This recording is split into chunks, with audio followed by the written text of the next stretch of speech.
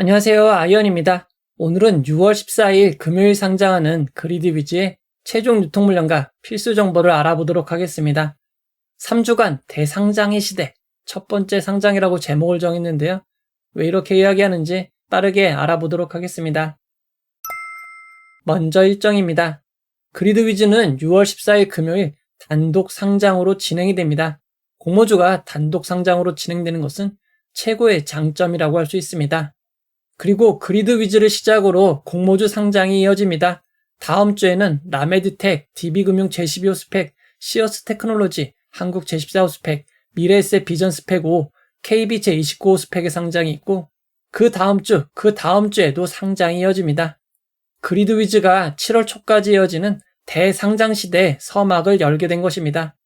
첫 번째 타자인 만큼 좋은 결과가 있었으면 좋겠습니다. 이어서 우리사주조합 실권을 확인해 보도록 하겠습니다. 그리드위즈는 이번 공모에서 우리사주조합의 주식을 배정하지 않았습니다. 그에 따라 실권이 발생할 수는 없습니다. 이어서 기관 투자자 실권을 확인해 보도록 하겠습니다. 그리드위즈 수혜 측에 참여했던 기관 투자자 765곳은 모두 최종 배정까지 완료하였습니다. 기관 투자자들의 실권도 없었습니다. 이어서 일반 청약자의 배정을 확인해 보도록 하겠습니다. 그리드위즈에는 적지 않은 청약자분들이 모였습니다. 그에 따라 균등 배정 주의수는 한 주가 되지 못한 0.7주였습니다. 청약자 중 상당수인 74.71%가 주식을 배정받았습니다. 이어서 최종 유통 물량을 알아보도록 하겠습니다. 그리드위즈는 확정된 공모가 4만원 기준 상장 시가총액이 3,177억 원입니다. 규모가 제법 큰 회사입니다. 그리드위즈의 상장일 시가총액을 2023년부터 2024년 상장한 종목과 비교해보면 넥스틸, 사면보다도 조금 더 크고 필에너지, 컨택보다는 조금 적은 시가총액입니다. 그리드위즈의 상장의 시가총액은 큰 편이라고 할 수 있습니다.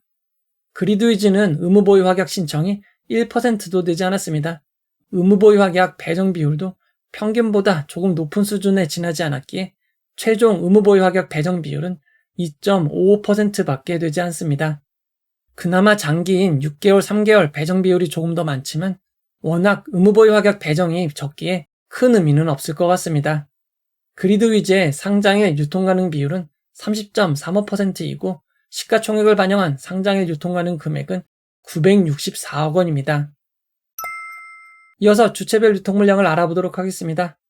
최종 상장일 주체별 유통물량 비율을 살펴보면 기존 주주가 43.04%, 일반 청약자가 14.52%, 국내 기관이 40.37%, 해외 기관이 2.07%입니다.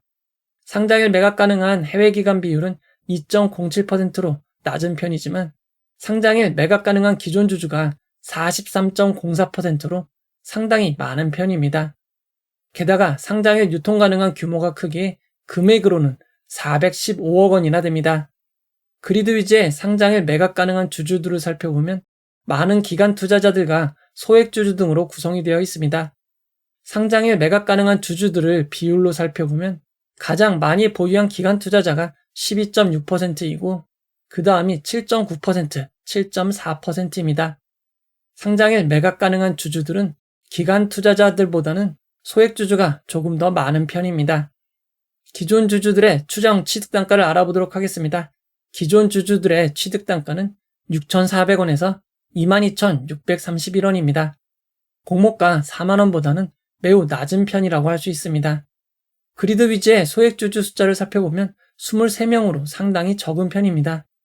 그리드위즈는 현재 비상장 플랫폼에서 거래가 가능합니다. 증권 플러스 비상장의 경우 거래 가격이 7만원으로 공모가보다 상당히 높은 편이지만 거래가 거의 없습니다. 15만 5천원이었던 그리드위즈는 단 2주 거래로 10만 9천원이 되었고 다시 2주 거래로 7만 6,500원이 되었습니다. 그리고 이번 주 10주가 거래되며 7만원까지 주가가 낮아졌습니다. 증권 플러스 비상장에서 지금까지 거래된 주식은 모두 266주밖에 되지 않습니다. 또 다른 비상장 거래 플랫폼인 서울거래 비상장에서는 아예 체결 내역이 없습니다. 따라서 비상장 거래 가격은 참고하기 어려울 것 같습니다. 이어서 임직원분들에게 부여된 주식매 선택권, 스톡옵션에 대해서 알아보도록 하겠습니다. 일부 임직원분들에게 부여된 주식 매 선택권은 행사 가격이 22,630원으로 공모가보다 낮은 수준이지만 내년인 2025년 3월 31일부터 행사가 가능합니다. 당분간은 없는 것으로 생각하셔도 될 것 같습니다. 이어서 상장 이후 보통주로 전환될 수 있는 전환사채 우선주는 없습니다. 그리드 위즈의 상장일 유통금액을 2023년부터 2024년 상장한 종목 유통물량과 비교해보면 에코아이, 이에이트, D&D 파마텍, ALT, 컨택보다도 많고 오상헬스케어, LS 머티리얼즈보다는 조금 작은 유통물량입니다. 2023년 6월 말 이후 상장 종목 유통물량과 비교해보면 해당 기간 평균 상장일 유통금액이 388억 원입니다. 그리드 위즈의 상장일 유통물량은 상당히 많은 편이라고 할 수 있습니다. 이어서 상장일 주가 범위를 알아보도록 하겠습니다. 그리드 위즈는 상장일 공모가 4만원이 기준 가격이 되고 상한가 400%는 16만원, 하한가 60%는 24,000원입니다. 청약하신 분들을 위해 최상의 결과가 있기를 바라도록 하겠습니다. 이제 결론을 내려보도록 하겠습니다. 그리드 위즈는 삼성증권 단독으로 진행되었습니다. 청약하신 분들은 삼성증권을 확인하시면 됩니다. 삼성증권은 대형증권사이고 실제 배정받으신 분들은 약 19만 명 수준입니다. 상장일에는 렉이나 별다른 문제는 없을 것 같습니다. 그리드 위즈는 경쟁률이 아주 높지 않았고 환불일이 2일로 짧았습니다. 따라서 비례 청약을 하신 분들은 13.45%만 상승한 45,380원이 되면 이익이 가능합니다. 최근 상장 종목들의 흐름을 알아보도록 하겠습니다. 아직까지 시초가보다는 개장 이후 고점을 경신하고 있습니다. 지속적으로 상장이 이어지던 시기 고점이 하락을 했지만 민테크를 기점으로 이후 상장일 고점이 회복되고 있습니다. 최근 상장한 노브랜드는 거의 상한가에 가까운 296.43%의 고점을 기록하였습니다.